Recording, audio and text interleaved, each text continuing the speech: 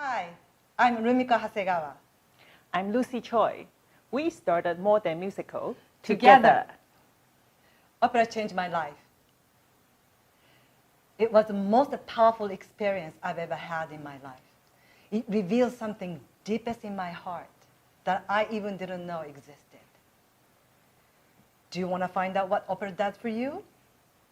Come to our next show, Carmen Hong Kong, July 30, 31, 2021. Our opera is a little different.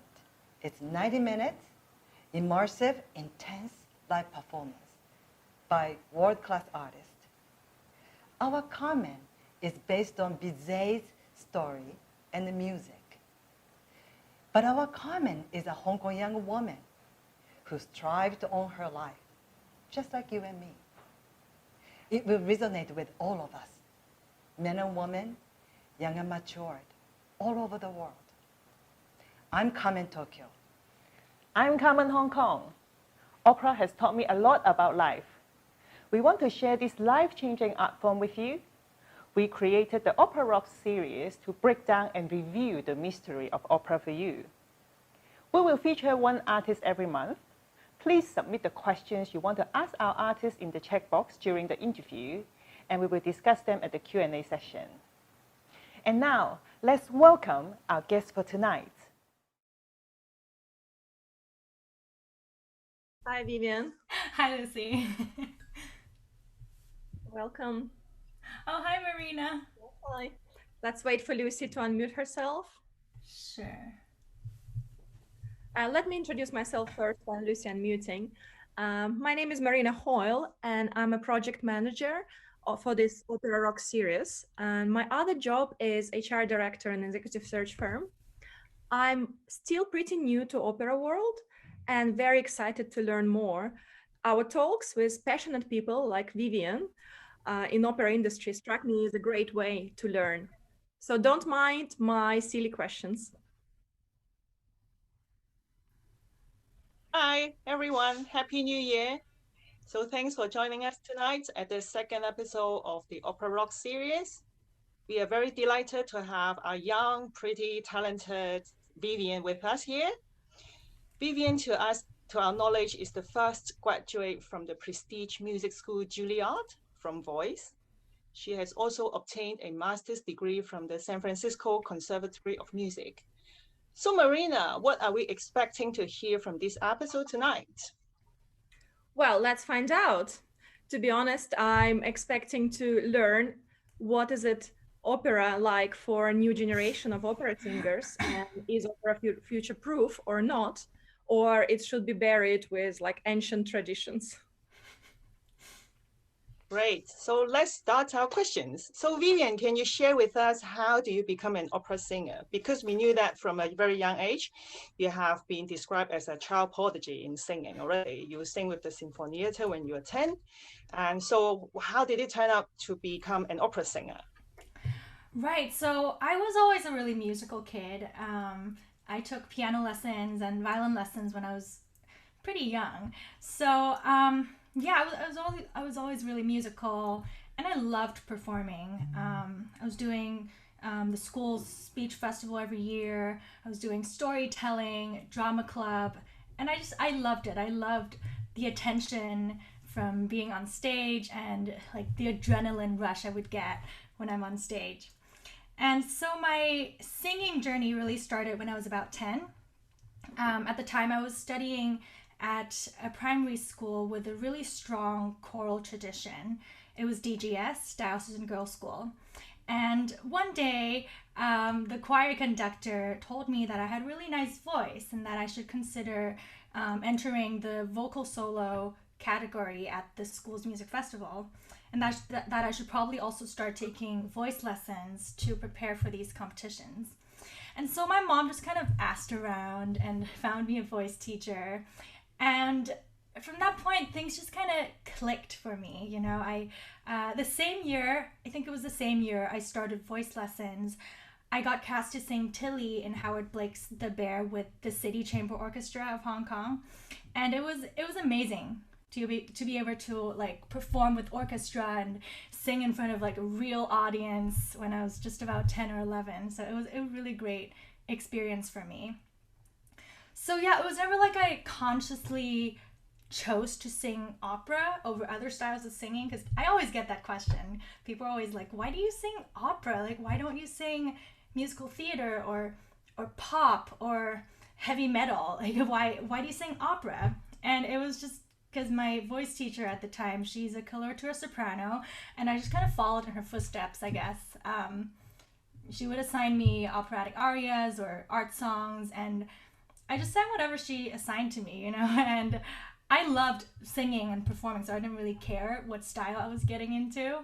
Yeah, and as I got older, I started winning more competitions, including international ones when I was a teenager.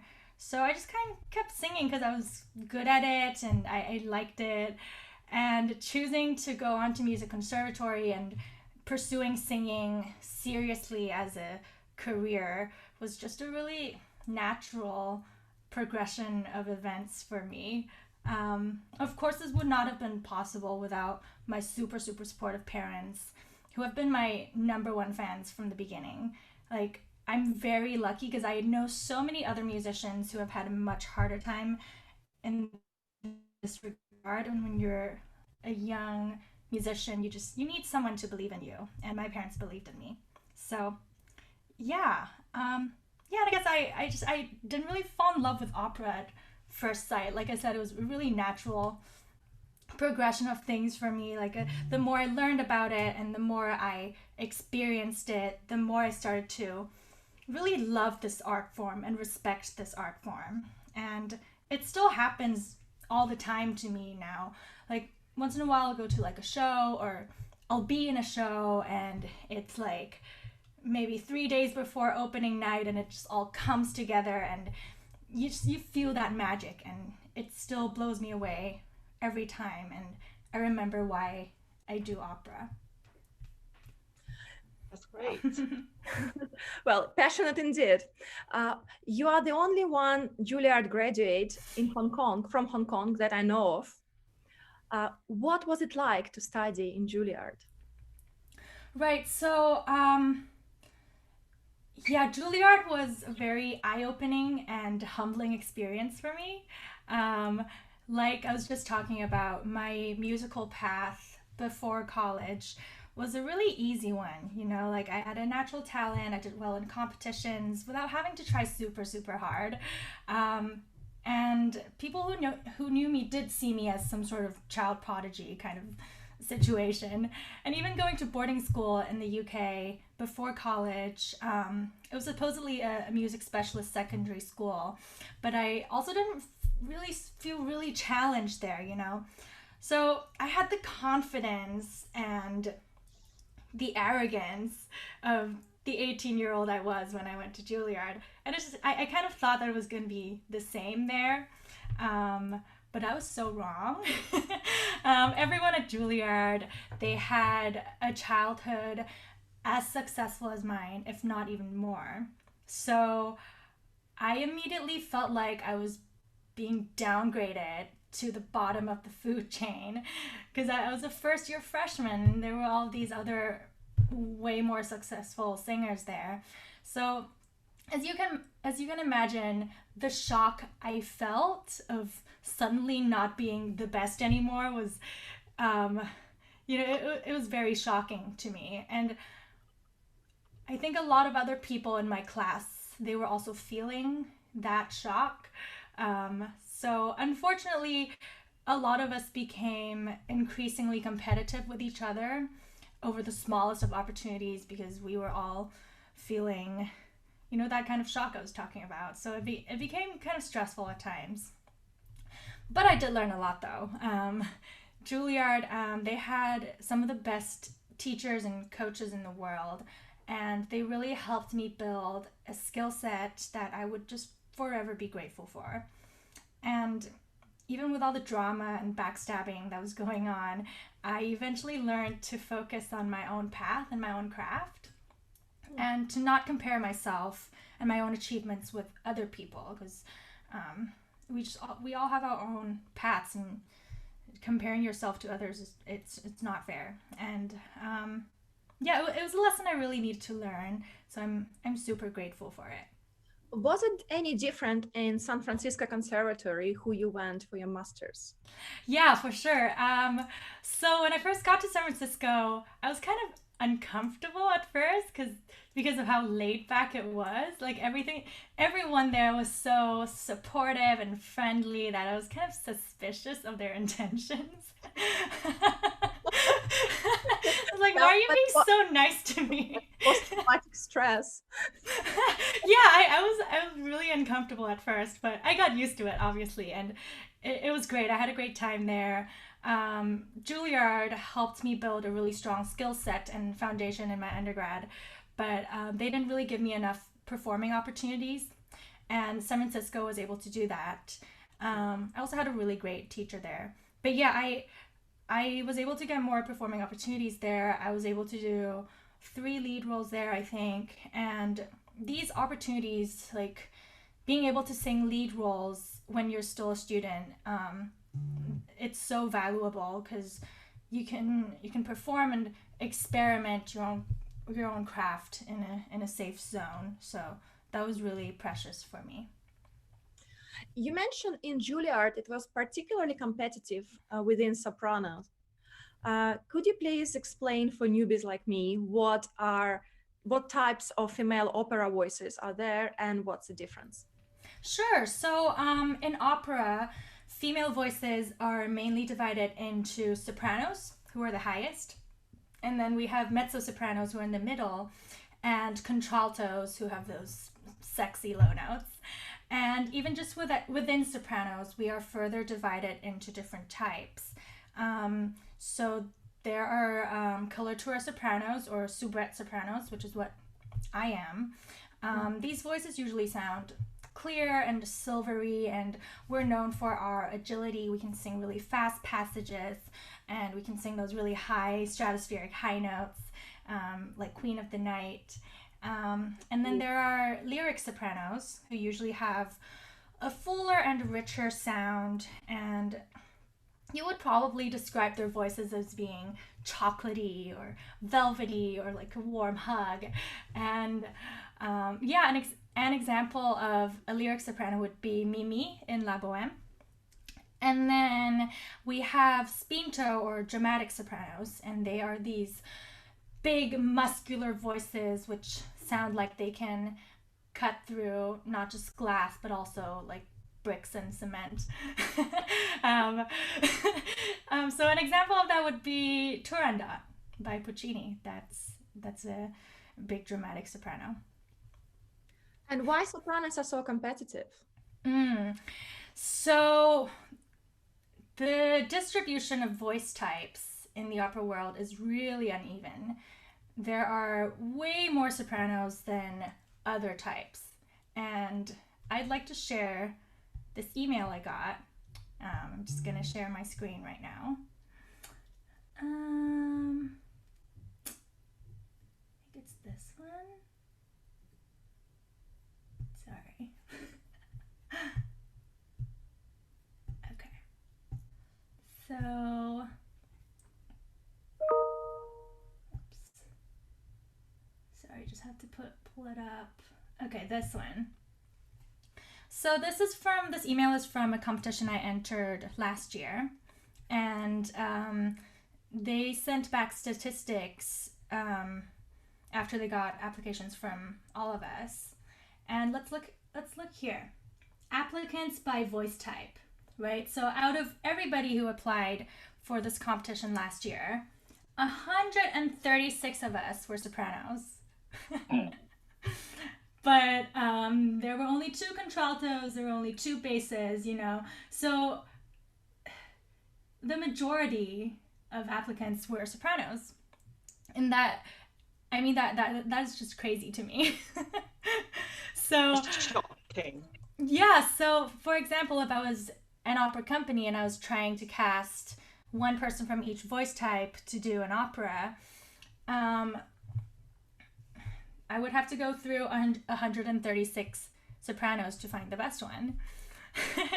But if I just wanted to pick a bass, I would just have to listen to both of them and pick the better one. So you can imagine how much more competitive it is among sopranos than other voice types. Wow. Yeah, that's very interesting. Thanks.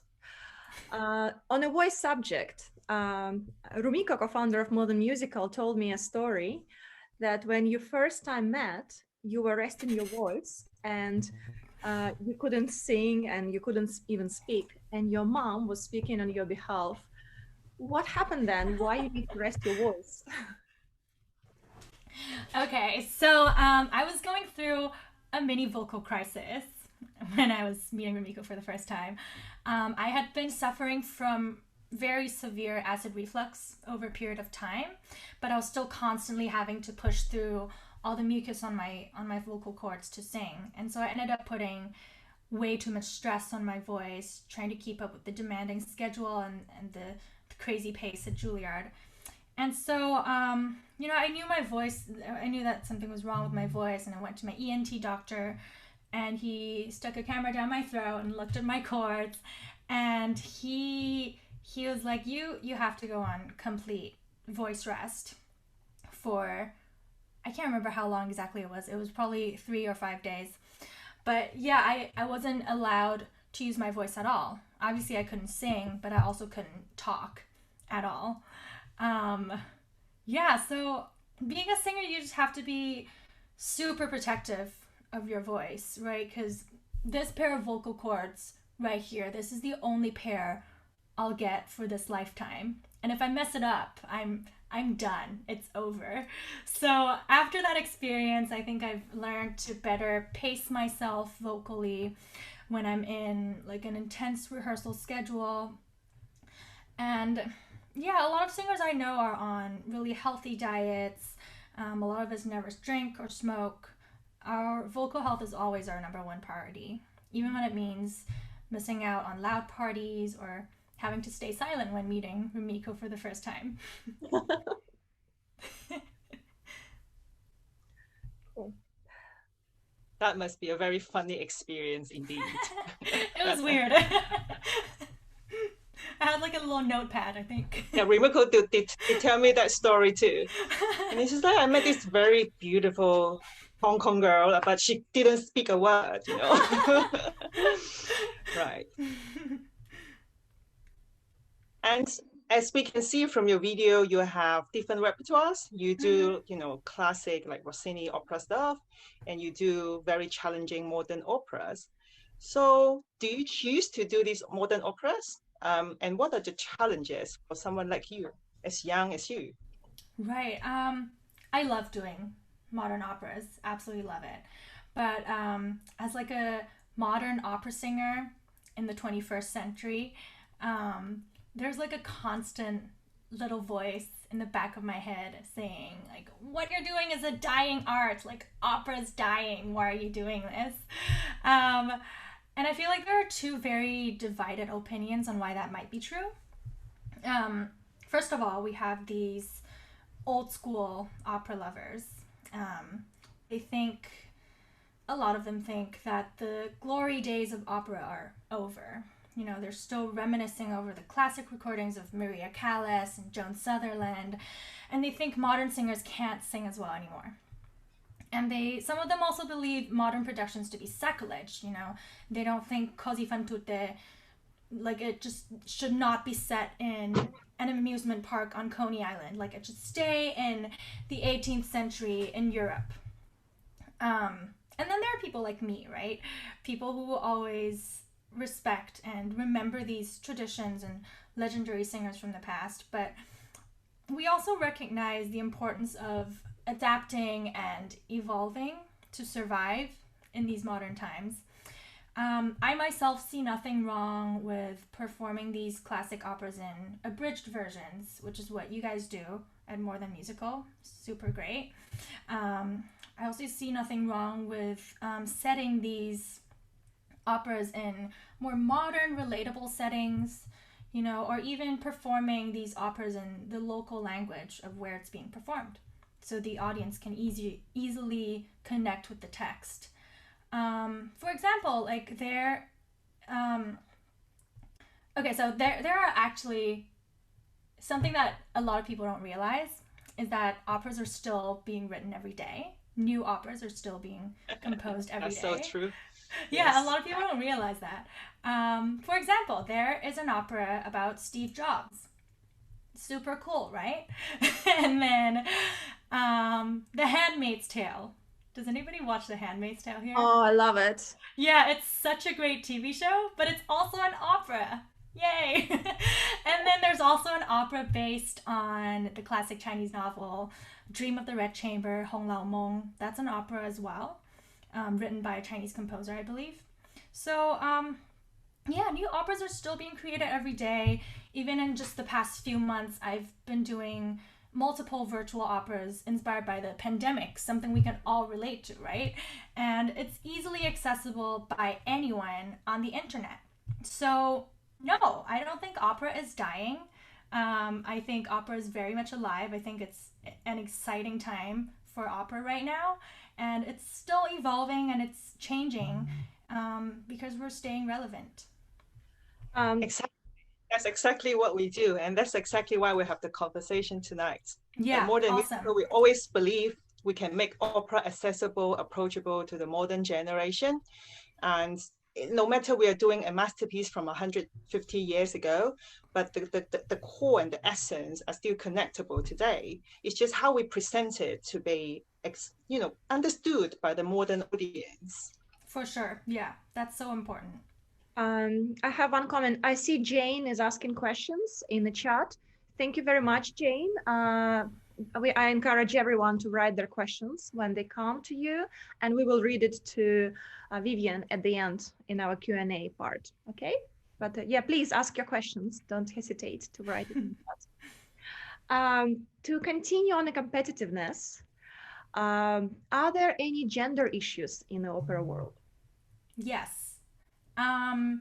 Right, so I kind of touched on that earlier. I showed statistics showing how crazy uneven the vocal distributions are. And okay, I'm going to share another thing. How do I do that? Okay, let's see. You make me feeling so glad that I am a mezzo. You feel so special, Lucy, right? I'm so 47. I wish I was a mezzo sometimes. Okay, so here's an article from a blog called The Middle Class Artist. They write a lot about the current issues in the opera industry. And we're going to look at this article about the systemic discrimination against women in opera. So, we looked at how many more sopranos there are in the industry compared to other voice types. But are there actually more opportunities available for sopranos? The answer is no. If we look at this pie chart, so I think they took the 50 most performed operas in the world, and they looked at how many roles are available to each gender, right? So 62% of the roles are for men, and 35% of the roles are for women. So there are actually more job opportunities available to men than women, even though there are so many more women in the opera world. So that's an issue, and that leads to other issues too, right? That leads to men making more money in the opera world compared to women. There's a gender pay gap, as there is in other industries too. And also, if we just look at La Boheme, La Boheme is one of the most frequently performed operas everywhere. Out of the 12 soloist roles in the opera, only Mimi and Musetta are women. And the 10 other soloist roles, they're all men. So yeah, this leads to a lot of other problems. You know, if you're in the professional world, you probably make less money than men do. And if you're still a student and you're training and you're applying to training programs and stuff like that, frequently men will get more scholarship than women because these training programs are dying to have more men apply, and they really need these men for their productions, whereas they don't really need any more sopranos. So yeah, that's definitely one of the gender issues in the opera industry right now. That's very interesting. Vivian, and it's very interesting that most of the time. Yeah. Go ahead, Marina. Yeah, so Qatar is asking in chat if you could please share the link about the gender. Could you For please sure, share? yeah. Because it will disappear after. Yeah, I shall do that right now. I'll put that in the chat. And the rest of the questions we will read at the end. Yeah. Yeah. So Lucy, go ahead. I was just going to say, before Vivian was showing these stats, I didn't realize that, because it seems to us that we all remember the diva very well. It doesn't even appear to me that men got such a lot more opportunities than women when I was watching opera. But then when I look back, oh yeah, because like usually there's a few men fighting for the same women. Yep. So that's how it is. Mm-hmm. So our topic tonight is opera future-proof? What is your thought on it, on this topic, and how you think opera can attract new generation of fans? Right. So I don't think it's an easy fix. I don't think it's easy to attract a new generation of fans because there's so many distractions in the modern world. But I think what we can do is we need to keep creating, and we need to be intentional about what we create. Enough anymore to just put on conservative productions of the top 25 operas every year over and over. I still think they should be done. You know, don't get me wrong. I still love going to these productions, and I love seeing like a classic production of Traviata. But I think just doing these productions, it's not enough anymore. We definitely need to come up with new and more creative ways to reach the demographics who normally wouldn't go buy a ticket to see an opera. You know, we can use social media. Social media is a powerful tool. We can make music videos. I don't know. I just feel like we need to be intentional about changing the perceptive some people have on opera as being, you know, old-fashioned, boring, elitist, unrelatable. We need to change that. And I don't know, another way to do that maybe is early exposure and early education in school, maybe. Because I've met a few people before who, when they find out I'm an opera singer, they'd be like, oh, that's really cool, that's really impressive, but opera's not really my thing. And I love it when they say that, because now I get to change their minds, right? And often I'll be like, oh, why not? Why don't you like opera? Which opera did you see which turned you off so much? And 9 out of 10 times they would be like, oh, I've never actually seen one. So I just feel like more people need to experience this art form before they make up their minds about it, you know? That's super true. Mm-hmm. Yeah, I have this conversation all the time with my friends. Like, what are your experience? I actually don't have an experience. Or like, I've been once, and then it wasn't good, then I'm never going again. Yeah, you know? or like, I've heard it in a car commercial. Like, that's not enough. You gotta actually like go there and experience it. Yeah, exactly. Like, if you have only watched one movie, will you say, and you didn't like it, and would you say you never watch movies again? It's just unfair to different platforms, right? Mm-hmm. Great. Yes. So Vivian, you're currently now in Hong Kong, and I know that it's kind of because of COVID. Mm-hmm. But as someone who's from here and you have been here for a little while, what's your opinion about, you know, the local opera scene here, and what are you seeing which are evolving? Okay. The music scene in Hong Kong. I think there's so many musicians here.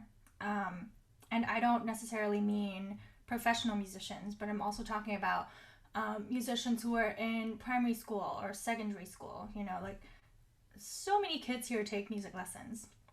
But they're so focused on winning competitions and achieving certain grades in ABRSM exams. But they don't really take the time to go to concerts and operas and, they don't really take the time to go and enjoy the art form they're spending so much time and money on to get good at. Like the number of people who take these lessons, it's just so disproportionate to the number of people who will attend these performances. And it's a shame because I don't think I know any professional opera singers based in Hong Kong who are able to survive financially solely from performing, right? All of them rely on teaching or some other job to have a steady income because there simply is not big enough of an audience in Hong Kong. But it shouldn't be that way because there are so many musicians here. Anyway, but yeah, whereas in the US or in Europe, I know so many more opera singers and professional musicians who are able to perform full time and make enough money to live on doing that. Yeah, we just need more people to come and see us. And in the future, I am hoping to see more opera companies and opera creators in Hong Kong make more bold choices and present opera in new creative ways targeting a younger audience. I think some people are doing that, but it's not enough. I want to see more of that for sure, because I actually do think that young people in Hong Kong, they enjoy art, right? They'll get together with their friends and do art jams, or they'll go to the art exhibitions in malls. But I don't think opera is really on their radar yet. But it could be, like I could see in the future like young people like calling each other up being like, hey, you want to go check out this new opera? Here it's like modern and it's cool and it's about this social cause we care about, it's about women rights or it's about LGBT issues. Like I could see that happening, we just need to be more bold and present these kind of works. Yeah, that's exactly what we are trying to do at the same time. Like when we think about how we create or craft an opera production, it's not only about the production itself, it's the whole experience from the customer journey, right? From how they purchase a ticket, when they walk in, what are they. That's why we put a bar before the show starts so people can mingle. And then we make it 90 minutes so people think that, oh, they're like sitting for a movie length. That's not 4 hours. Yeah. We give a small talk from the director that explain what's going to happen in the story so they do not have to come prepared. They don't have to dress up, And then after the show, we put in a bar again so they can even mingle with the singers, performers, and then they took selfies, they put on their social medias, just the whole experience have to be adaptable to the modern life instead of only the craft of the opera itself. Yeah. And I think that's actually a global trend. Everyone's thinking about the customer journey from a person buying the tickets, seeing the ads. When we create your ads, we make you look hip and pretty and, smart and sexy. So that's the whole package that we are trying to do. Yeah, and I think that's just a global trend of how we can survive through, modernizing this art form. For sure. I love that. And it makes it less intimidating too, right? Because I think a lot of people find opera intimidating. Like, ooh, I don't want to go buy a ticket to see an opera. But that certainly makes it less intimidating. Yeah, that's also why we introduce we have opera gigs in bars and restaurants. So people, they come, they think they are getting a drink with some live music, and then they never expected, soprano singing high notes, and they were actually very, very shocked. And they find it amazing. It's not something that's really boring. It's not something that's unconnectable. Yeah. So by giving this experience to first-hand people, then they will pull their friends.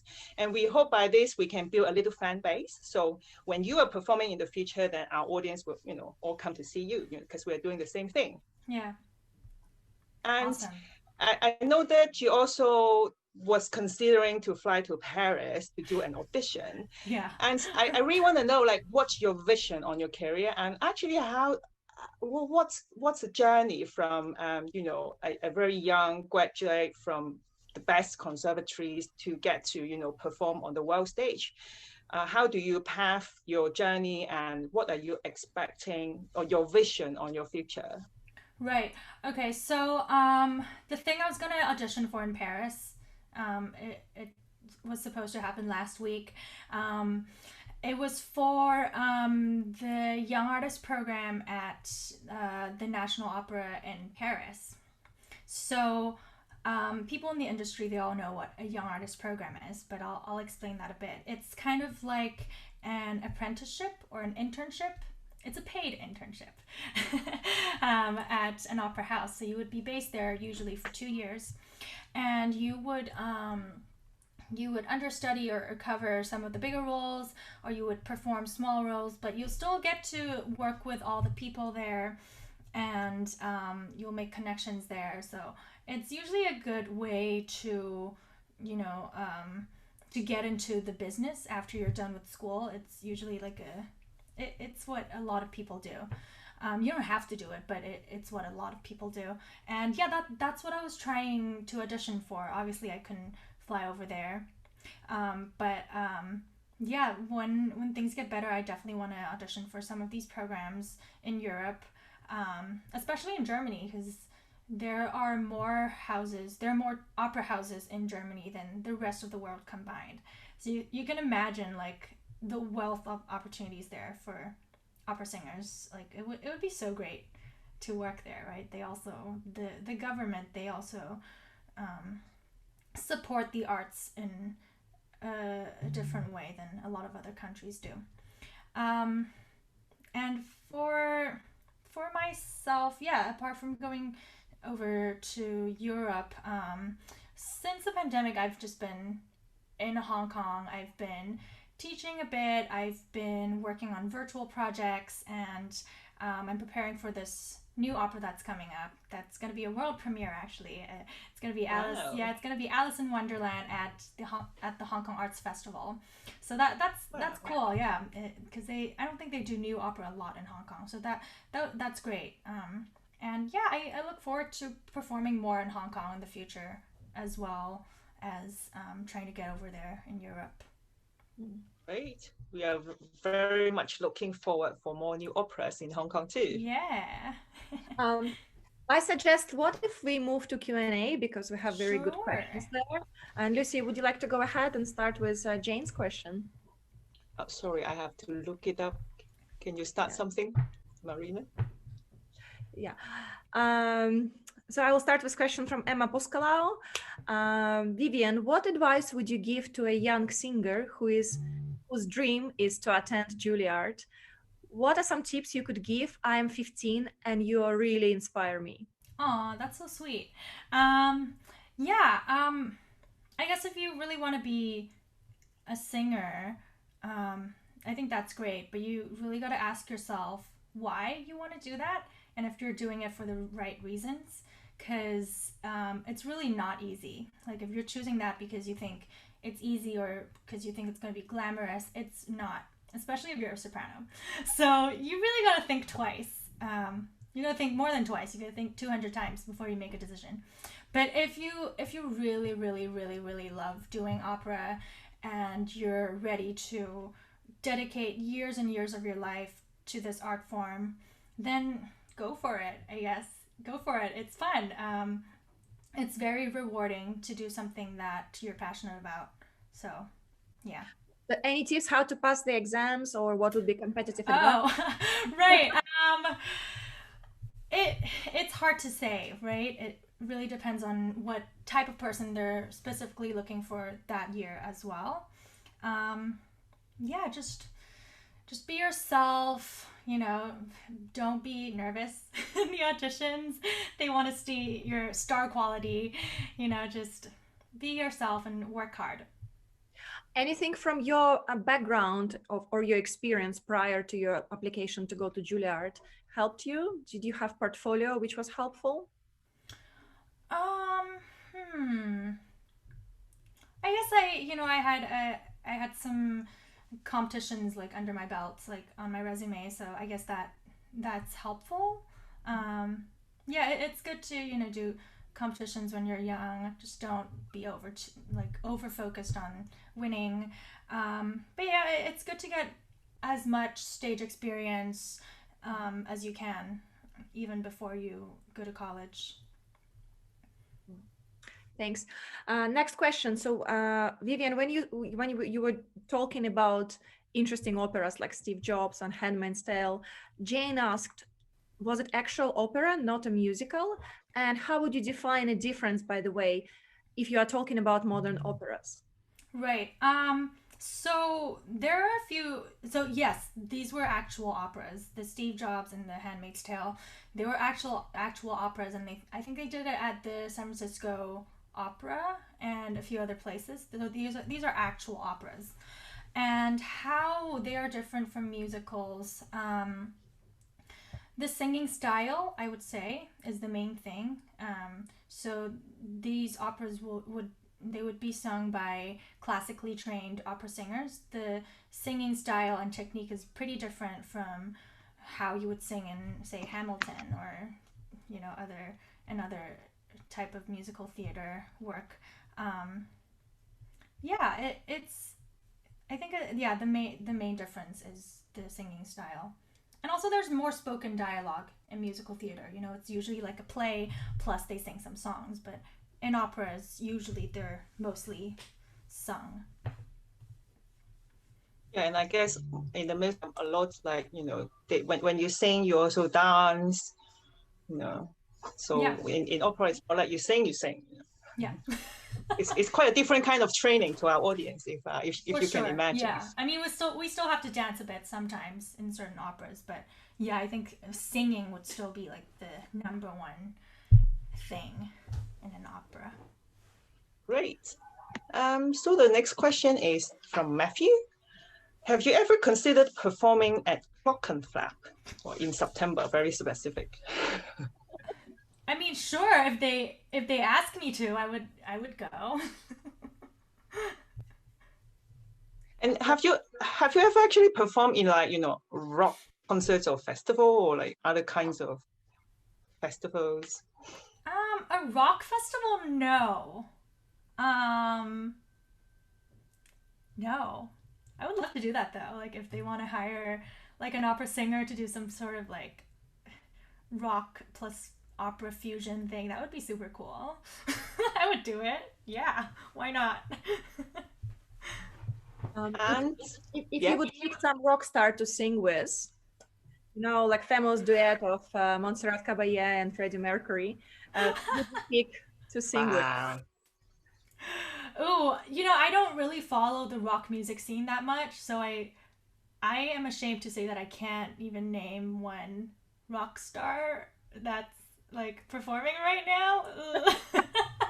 Well, it can be in the older days, Yeah, I mean, I would sing with Freddie Mercury. Yeah, he's super cool. I would sing Bohemian Rhapsody. It's kind of operatic anyway, and isn't the name of that album A Night at the Opera or something? Yeah. Yeah, he's inspired. Freddie Mercury liked opera too. Opera's cool. Very much. He likes it very much. Yeah.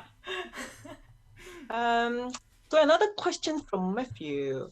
It's pretty long. Huh? Are there modern operas about the romance of Western Chamber or Western Margin or Romance of the Three Kingdoms? I think these are all classic Chinese novels, right? Yes. So it seems to me that this should be encouraged, and this is a great way to expose this art form to mainland China. Right. So I personally don't know if these specific novels have been set to operas, but possibly, yeah. And more Asian composers are now writing operas in the Western style, or like a combined style of Western and Chinese music. So I could definitely see that happening, and that would be super cool. Yeah, I did went to some modern opera on like classic Chinese novels. But one thing I find is it's just so difficult to translate the beauty of the Chinese characters or the poetic feelings or the abstract into another language. Because the story is usually quite simple, actually, a simple love story. But usually when we read like The Red Chamber, the beauty lies in the text. So I find it would be super challenging actually for opera to be written in another language to present these Chinese novels. Yeah. Okay. Yeah. So can see that. I can see Alison Friedman sent a link. Yes, Matthew, there are operas. Here are some example. So there is a link. Matthew, Thank you, Alison. That's Yeah. very helpful. Oh yeah, I see the link. Yeah. And also there is a link Yeah, from thanks, Katara Alison. That's very about cool. Steve Jobs' opera.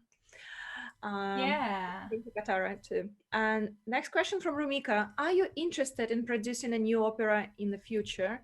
How would you like to contribute evolving in opera besides singing?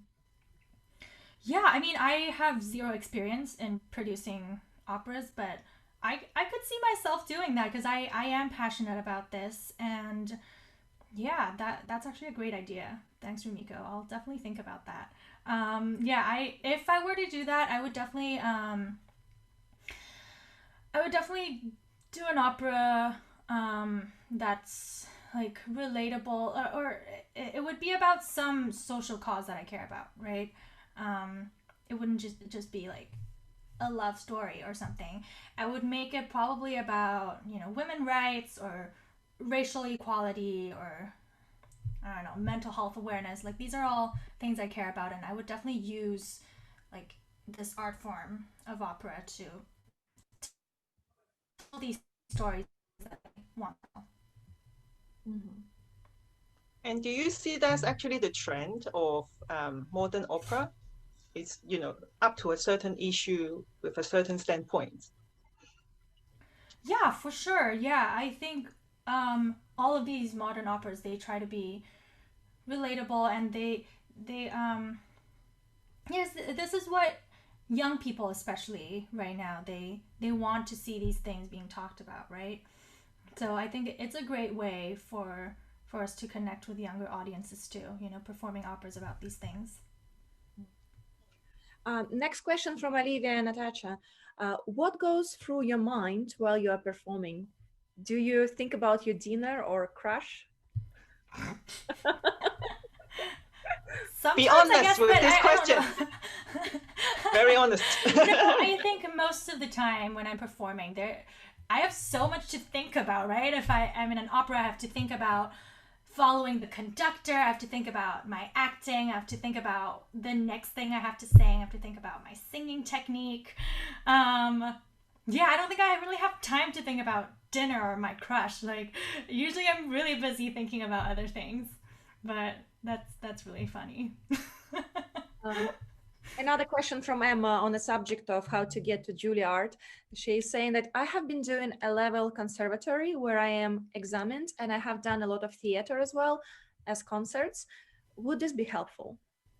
For sure. Opera is a type of theater. I think a lot of people forget about that. Opera isn't just about singing super loud. It's also about the drama on stage. It's also about the acting, how you interact with other actors and singers on stage. So definitely, yeah, if you've done a lot of theater, I think you would be a very interesting opera singer. Like, you would be really interesting to watch on stage. So that would be great. Question from Rumika. What is your dream role? Dream role. I have so many, but the first one which comes to my mind would be Gilda from Rigoletto. Just amazing opera, super beautiful music. Yeah, I would do anything to sing that role. I was just trying to talk to Vivian about this on the other day. So it's like, Gilda is like this very innocent girl. She shouldn't die, but she died at the end. I think it's kind of like the most unfair opera that has ever written, actually. Yeah. Story-wise, you know, the bad guy just keep going on, but the good woman died. But that's actually my favorite opera too. And I was thinking, do you want to die like that, or do you just? And I think, like, when you are going through a road like that, how can you actually, you know, being immersed with a character? How do you immerse yourself with the emotion? Maybe even you think Gilda's decision is stupid. How do you convince yourself to be her? Right. So I try not. Yeah. So when I do a role like that, I try not to judge the character, I try not to think like, oh, she's super dumb, she's so stupid for falling in love with this jerk. Like, I try not to judge, you know. I try to think, like, why is she falling in love so easily with such a bad guy? It's like, you have to think about, you know, some people talk about acting like you'll have to think about what your character ate for breakfast. Like, that is to some certain degree true. Like, maybe not breakfast, but you have to think about like what's happened in her life up to that point, right? It's like she's never met any other men, and like, this is for the first time she's meeting somebody who seems to care about her, so she like immediately falls for that ideal image of love that's in her head. So I think it makes a lot of sense, and I don't think that's dumb, because it could easily happen to any of us, you know, if we were raised like Gilda was. So a lot of times it's just easier to put yourself in the character's shoes and not to judge and realize why they really made those choices they made. That's great. Very great interpretation. Alison Friedman just shared another link on Chinese operas, Madame White Snake. Cool. Very interesting, thank you. Yeah. And question from Katara, how much time do you usually spend your time to get the information about your role from various sources other than scores? A lot of time. It could be a lot of time, you know. It depends on what the role is too. Like, if I was doing Gilda, that there would already be a lot of resources on the role that I could read about.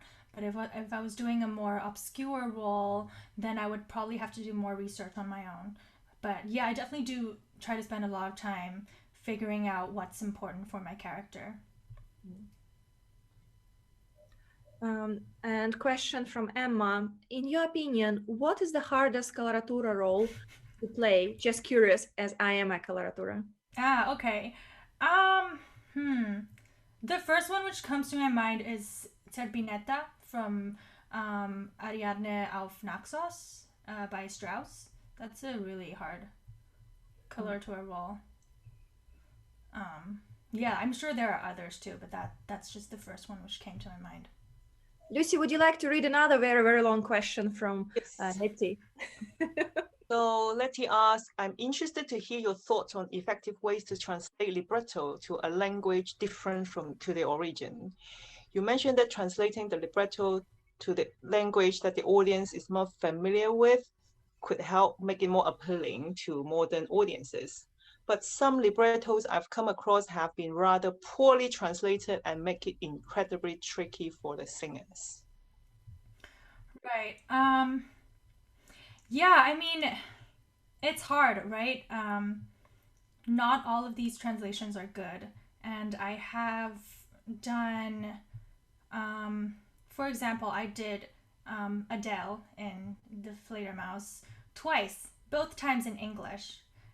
The original language is German, in case you didn't know. But I did it both times in English in different translations. So there are usually more than one translation available for more popular operas. And I don't know, some directors would choose to write their own if they really hate the Schirmer edition, for example. So there's always a choice. You could always write your own if you really hate it. But yeah, I do really think that singing it in English or whatever the local language is a good way for the audience to connect with the text better. Wouldn't it make it confusing? So wouldn't it make you very difficult if every director is trying to, change the text? Yes, but it's part of my job. Hey, good. Juilliard graduates. That's the standard. So, question from our teammate Serena: in your opera journey, were there any accident glitches happened, and how did improvising help? Accident what? Sorry, I didn't hear that. Like some accident glitches where something happening and you have to improvise to get out of it. Okay. Yeah, I mean, that happens way more often than you think. But I think we're pretty like well trained to pretend like what just happened is normal. But I was in this one production. I was at Aspen in Colorado, and I was actually only in chorus for that production. But while the mezzo was singing her aria, the fire alarm went off because somehow the smoke effects were like too much or something, and like they detected a fire, and so we all just had to like we were all like, what is that, a fire alarm? And we just all like kind of tried to stay in character until the conductor like stopped, and then he was like, okay, we have to go. And this was in the middle of the performance, so it was really funny. And then like everybody went outside, and then it was proved to be a false alarm, and we all just went back inside, and the mezzo just started singing again in the middle of the aria, and you just have to improvise. It was funny. It was a funny experience. Yes, it was very funny. Were you trying to be louder than alarm? And is it possible? I don't think it was super loud was the thing. It was like we just weren't sure if it was actually happening or if it was like somebody's phone going off. Like we just weren't super sure. So we just kind of stayed in character being like, what's going on? Yeah, it was funny. Yes, and I like the story. Yeah. And So let's move to our last question, just to make sure we can finish it on time. yeah, we have 2 minutes left, so it's probably will be the last question. Yeah. So Nicole asked, what is your daily looks like? How many hours do you spend on practicing, translating lyrics, memorizing music, etc.? Right. So actual practicing. I don't think an opera singer should sing too much each day because, like I talked about earlier, this is super precious. You don't want to overwork it and damage it forever. So I try not to sing more than 2 hours a day, like actual full voice singing. Even when I'm in a production, I'll mark, I'll sing half voice, like not full voice when I can. For example, in staging rehearsals, we're just figuring out where you walk in a scene. Like, you don't always have to sing full voice. You have to be super careful about your own voice. So yeah, actual singing, not that much. 2 hours max for me. Some people do more, some people do less. Translating lyrics, memorizing music, I spend more time doing that, and I usually do that outside of my actual singing